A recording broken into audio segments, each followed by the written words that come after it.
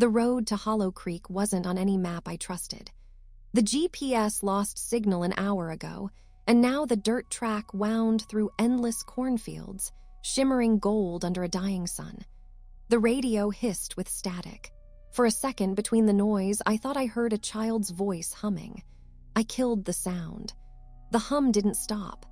My name is Anna Myers, 35, documentary filmmaker, skeptic by profession and by habit. I've spent years chasing down ghost stories to prove they were nothing but smoke and psychology. This one was supposed to be no different. A rural harvest festival with a dark legend, that's what the tip said. Easy content for Halloween. But something about this place felt wrong before I even saw it. The first sign of life was an old gas station. The paint peeled off its sign like dead skin. A man in overalls sat by the pump, staring at nothing. "Evening," I called, stepping out. He didn't answer. Only his eyes moved, slow and deliberate, toward the cornfield behind me. The air was heavy, too still. A church bell rang somewhere far off. It sounded warped, like metal underwater. When I reached the village, if you could call it that, there were maybe a dozen houses, leaning together like old men afraid of falling. No signal, no Wi-Fi. A hand-painted sign at the entrance read, Hollow Creek ESD. 1891, a small diner was still open. Inside, 3 people sat silently, their eyes fixed on the muted TV showing nothing but static. The waitress smiled when she saw me, too quickly, too wide. "You're here for the harvest?" she asked. "I'm here to film it," I said, "doing a story on local traditions." Her smile faltered just a bit. "Don't stay out past sundown," she murmured, placing a cup of coffee in front of me. "Things get different." When I asked what she meant, she only looked toward the window. Outside, 3 children stood by the road, holding hands, swaying slightly. Their mouths moved, whispering something I couldn't hear. Later, at the only inn in town, the owner, Mr. Fenton, white beard, faded eyes, gave me the key with trembling fingers. "You'll hear them tonight," he said. "Don't answer, no matter what they say." That night, the wind rose and the cornfields rustled like a living sea. I lay awake, recording notes for my documentary. Day 1, Hollow Creek. Locals claim a ritual takes place every October 31st. They call it the night harvest. No clear source. Plan, attend, document, debunk. A sound outside cut through my voice. Footsteps. Slow, dragging, stopping by the window. I turned off the recorder. Through the thin curtain, a shape stood by the lamppost. It was tall, unmoving. The wind tugged at something on its head, a mask made of straw. It tilted its head once, sharply, like it heard me breathe. Then the light flickered and went out. By morning, the world felt ordinary again, or it pretended to. The fields glowed under a pale sun, dew shining like glass. I convinced myself the figure last night had been a scarecrow, a trick of the light, exhaustion. I told myself a lot of things I didn't believe. At breakfast, Mr. Fenton sat by the window, smoking the same cigarette since dawn. "Sleep well?" he asked without looking at me. "I heard someone outside," I said. "By the lamp." He didn't flinch. "You saw him then?" "Him, the watcher," he said simply, as if naming the mailman. "He keeps the count before the harvest." I laughed too sharply. "So you all play along with this?" He met my eyes. "We don't play, we remember." I left before he could say more.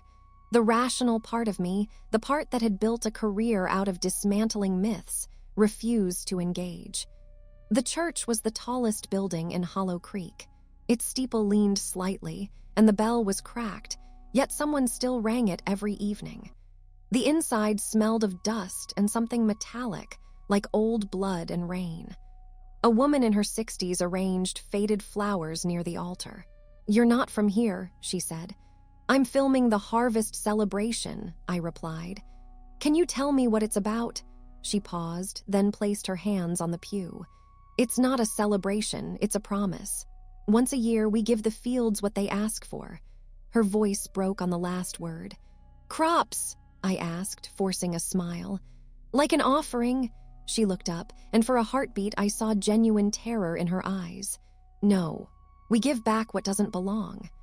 Outside, children played by the road, skipping stones into a ditch filled not with water but ash. They sang a rhyme that made my stomach twist. When the harvest moon is high, the hollow breathes, the watchers cry. Step by step and name by name, the field will take us all the same. That afternoon, I found the old community hall abandoned, but unlocked.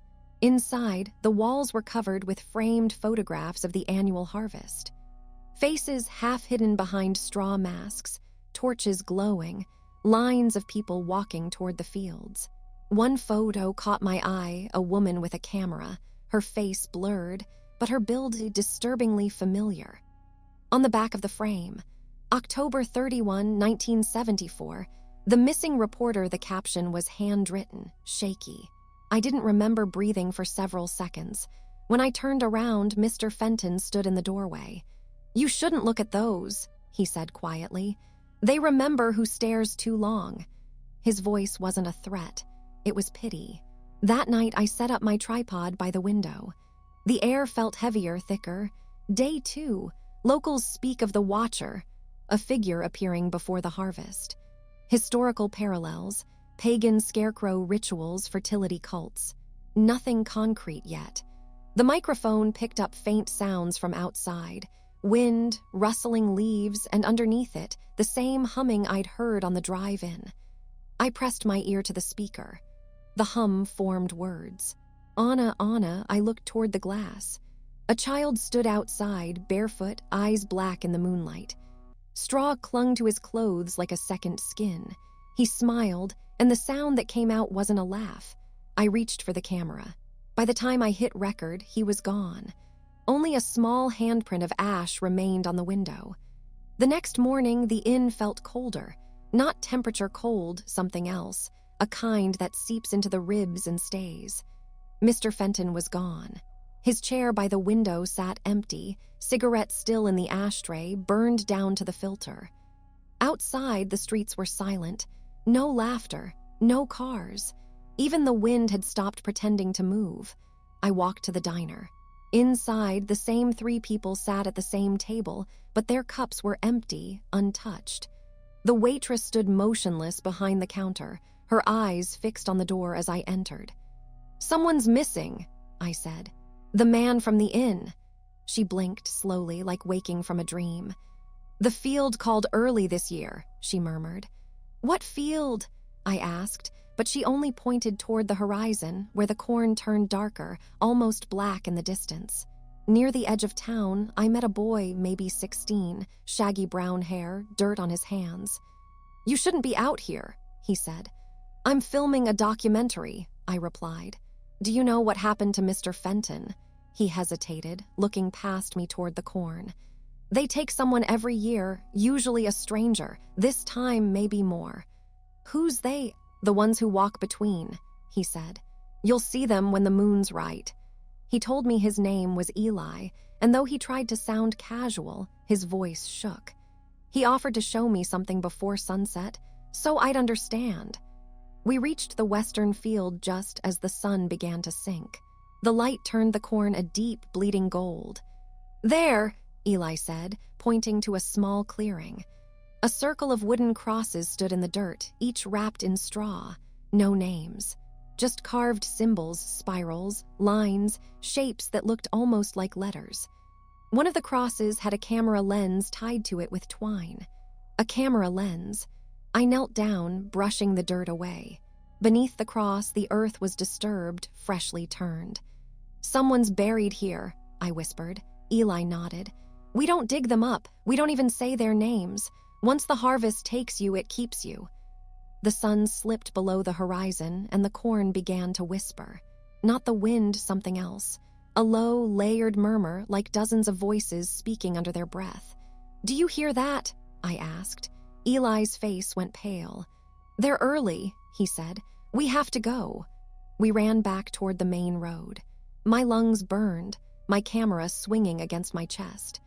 When we reached the gas station, the old man from before was still sitting there. Same posture, same empty stare.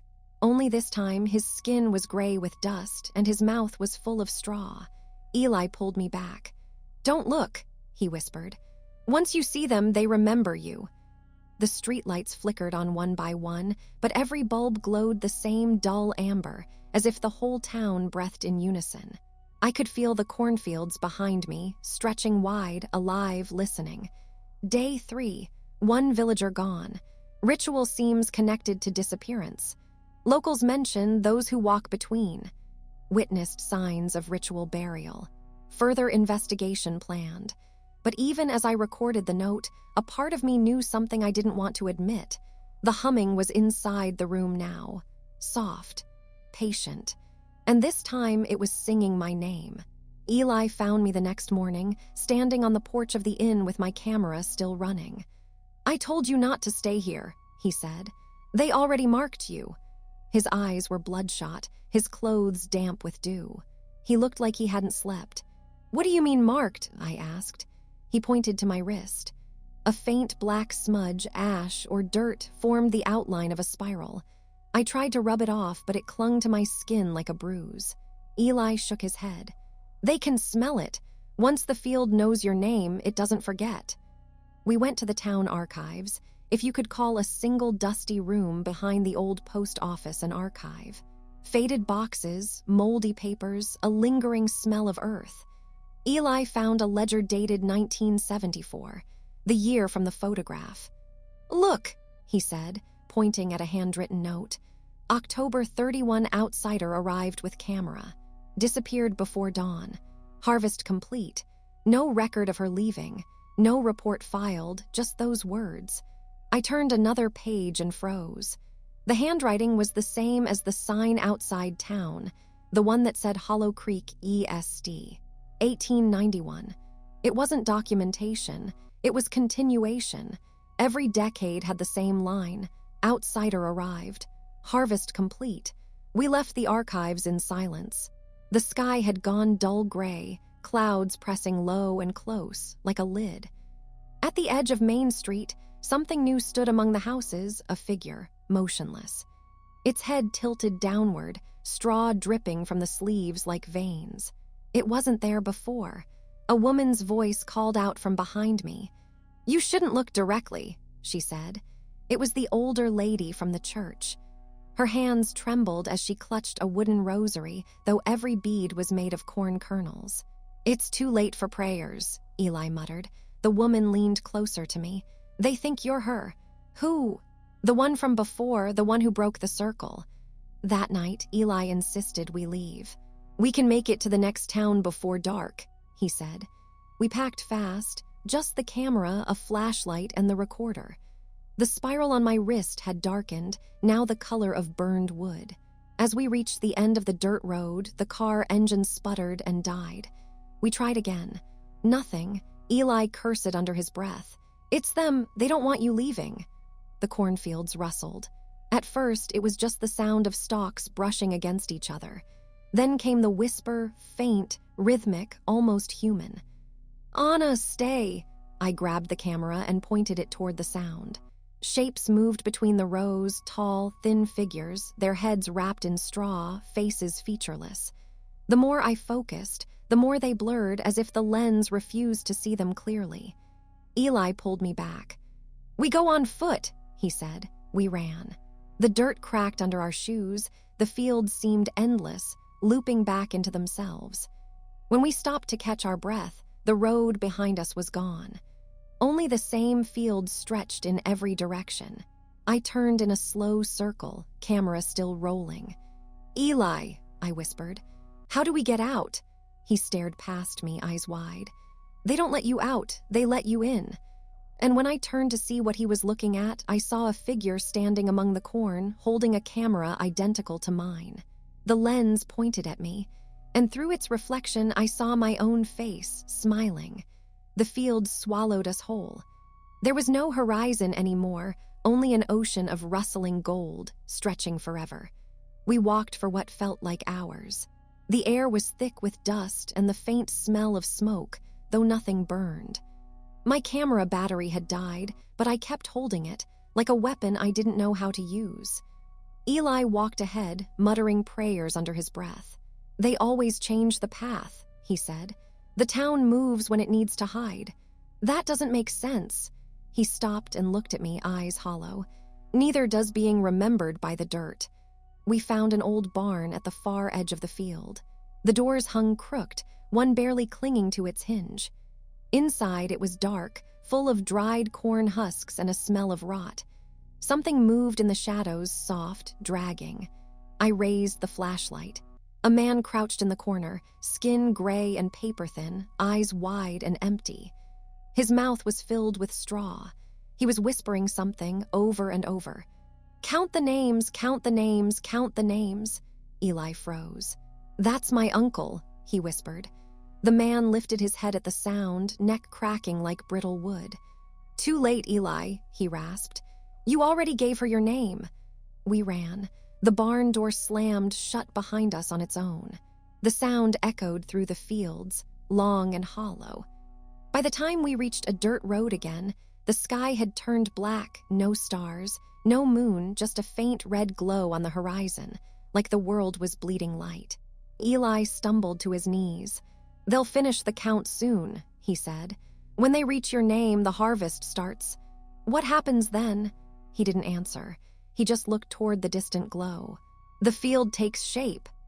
We reached a clearing, the same circle of wooden crosses we'd seen before. Only now there were more of them. Dozens, maybe hundreds. And in the center stood a new one, fresh, its wood still damp, straw tied around it like a figure waiting to be filled. A camera hung from the top, lens cracked, recording light blinking red. Eli approached it slowly. "Don't," I said. He ignored me, brushing dirt from its base. Underneath, carved deep into the wood, were two words, Anna Myers. He turned to me, face pale. "They already wrote it." Before I could speak, a voice, low, layered, neither male nor female, whispered from the darkness. "The field remembers. The field keeps balance." The ground trembled. The corn began to bend inward, as if bowing to something unseen. Eli grabbed my hand. "Run!" We sprinted back through the field, but every direction led us deeper in. The whispers grew louder, words overlapping until they became a chant. I fell, catching myself on my hands. The dirt was warm, pulsing, almost alive. Something beneath it moved, brushing against my palm. A whisper, right by my ear. "You can't bury what's already sown." When I looked up, Eli was gone. Only his footprints remained, ending abruptly mid-step. And from the corn behind me came the sound of breathing. Slow, steady, human. I raised the flashlight. A dozen straw masks stared back, and in the middle a smaller one, child-sized. The boy from before. He reached out a hand, palm black with ash, and said softly, "Welcome back, Miss Myers." The world narrowed to the sound of my own heartbeat. I stumbled backward, tripping over roots that hadn't been there a moment ago. The flashlight slipped from my hand, the beam slicing through the stalks, and every straw mask turned toward the light, their heads tilting in perfect unison. The boy stepped closer. His small, cracked voice wavered between tones as if more than one person spoke through him. "You were supposed to leave," he said. "I tried," I whispered. He tilted his head. "No, you filmed." Behind him, the figures began to hum, the same melody I'd heard since the road, rising and falling like breath. The field itself seemed to vibrate with it. I ran. The stalks whipped my arms and face, cutting tiny lines that stung in the cold air. The ground felt uneven, shifting beneath me like waves. Every direction looked the same, but something inside me said forward, as if the field itself wanted me to follow. I broke through the corn and found myself at the edge of the churchyard. The bell tower loomed above, crooked against a bruised sky. The door was open. Inside, candles burned, hundreds of them, their flames wavering though there was no wind. At the altar stood the old woman from before, her rosary of corn kernels tangled around her wrists. She didn't look surprised to see me. "It's begun," she said softly. "What is this place? What do they want?" She smiled, not kindly. "Balance. Every seed needs a root. Every story needs an ending. I noticed her shadow flicker on the wall behind her, and then another, moving independently. "The harvest doesn't end," she whispered. "It just trades faces." The bell began to toll. Once, twice, 7 times. Each chime vibrated through the walls, shaking dust from the rafters, and then the candles went out. Darkness swallowed everything. I heard movement, a slow shuffle, like feet dragging across wood. I turned on the camera light. The pews were empty. The woman was gone. Only the rosary lay on the floor, each kernel cracked open and black inside. The hum returned closer now, behind me. When I turned, the entire back wall of the church had changed. It was no longer wood. It was field. Stalks of corn grew straight through the floorboards, reaching toward the ceiling, their leaves twitching like fingers. A whisper filled the space. "You walked where you shouldn't. You saw what we buried." I stumbled back, camera shaking in my hand. Through the lens, I saw movement, shapes forming inside the stalks, faces pressing outward as if the corn were made of flesh. And then Eli, or what was left of him. He stood in the center aisle, skin pale as wax, eyes open but unseeing. Straw jutted from his mouth, his chest, his hands. He opened his mouth and a dry hiss came out, "Count the names!" The stalks behind him bent forward, bowing toward me. I ran again. The church doors slammed shut as I hit them, throwing me into the cold night air. Outside, the town was alive. Torches flickered along the main road. Figures in straw masks moved in procession, chanting in that same low hum. They carried bundles that twitched, too small to be hay. The harvest had begun. Someone grabbed my wrist. I turned. It was the old woman again, her eyes glowing with reflected firelight. "Run if you want," she said, "but the field already has your name." She pushed me toward the corn. "Go see what you've sown." And when I turned, I saw the hill beyond the town, glowing red under the moon. Dozens of silhouettes moved among the fields, digging, shaping, planting. I raised the camera one last time. Through the lens, I saw them clearly. Every figure wore my face.